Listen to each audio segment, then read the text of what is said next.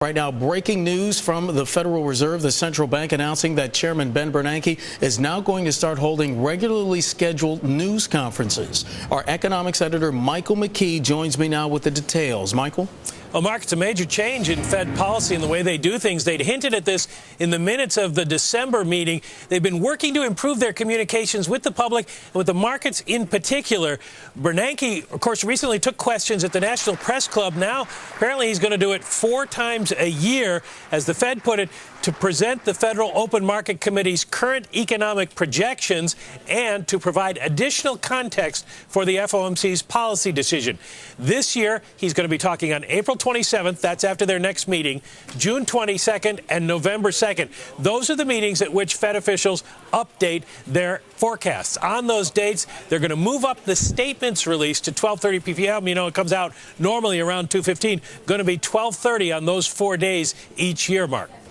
Will that cause any problems moving up the statement? It probably won't cause any problems. It's going to be something the markets are going to have to get used to. But the Fed meeting actually is over. The voting done normally by around lunchtime. Then they have lunch and they send the statement over to the news media around 2:15 or so. That could be done earlier. Shouldn't change the way they do things. This is going to put Mr. Bernanke in the same league as Jean-Claude Trichet and Mervyn King, the governor of the Bank of England, who both hold press conferences. We'll see how this goes. All right, Michael McKee and Michael, stand by. Let's get some instant reaction now. Diane Swonk, chief economist of Mesirow Financial, joins us on the phone from Chicago. Diane, thank you so much for joining us today. What do you think of this news? Well, I think it's just more of an evolution of how the Fed is trying to communicate. Remember, Chairman Ben Bernanke, one of the first chairmen to see on 60 Minutes during the height of the crisis, and more recently in the fall of this year. I think it's very important that the Fed is trying to clarify where it's coming from, trying to clarify its message to both markets and to the broader public. And this is an attempt to do that. And as Mike already pointed out, it does follow other major central bank chairs and central bank heads that have been doing this already. Jean-Claude Trichet, the most notable one, where they actually have press conference, and it really opens up the idea of Fed transparency, and that's something that's very important to this Federal Reserve, that they be seen as transparent, that they're not hiding secrets, and that they head off any criticism from Congress. Well, Diane, this also comes on the heels of that news that we received this week, that the Supreme Court ruling in favor of Bloomberg News and our pursuit of some transparency to find out what was going on during the height of the financial crisis and which banks were actually involved with the Fed in getting some of that money.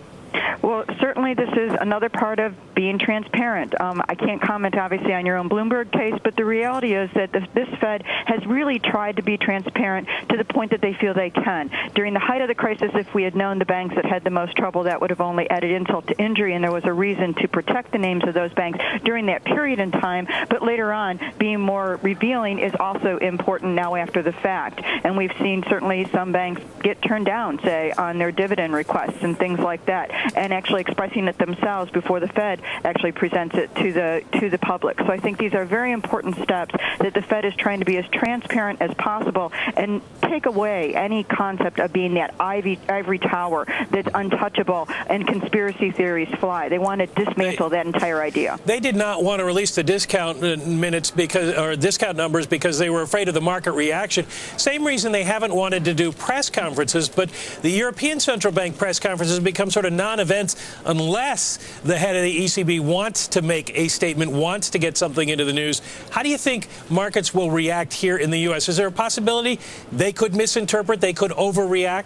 Oh, there's always a possibility of that because they misinterpret a lot. In fact, I think the Fed is misinterpreted more than they're correctly interpreted, which keeps me in business. Unfortunately, it's my job security.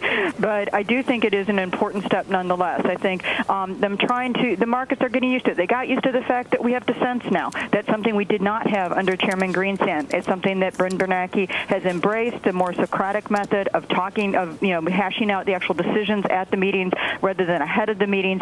All of these are new new things to adjust to, and the markets have adjusted them fairly well. I think it also is a step in helping the Fed understand where the Fed's decision-making is coming by anchoring it on those forecasts. This is important. One of the reasons that the ECB and the Bank of England do the press conference as they do, because they also are sort of saying where are they at relative to their mandate, more explaining it in the forecast, giving markets more information to understand the rationale behind decisions. I think that's very important as well. Do you think that will push the Fed Bank presidents, who don't seem to speak with the same voice as the governors right now, into line? The chairman's going to be speaking more for the Fed, as it were.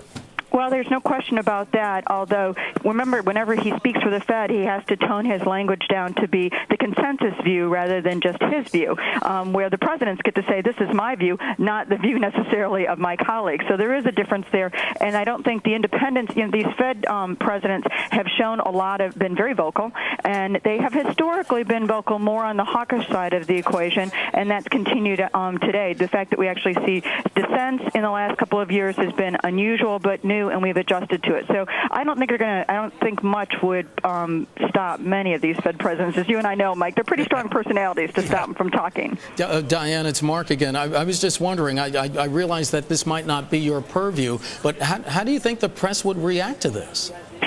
Again, it's more information, and what you want is information to be knowledge. And I think the fact that Ben Bernanke holding a press conference to clarify, you have a better chance of conveying knowledge rather than information and speculation. And I think what we've seen is the evolution of the Fed in terms of providing more information. Remember, at one point in time, they didn't even tell you whether or not they moved interest rates or not when we were done and with the meeting. And so what they've really tried to do is be much more transparent about what the decision process is.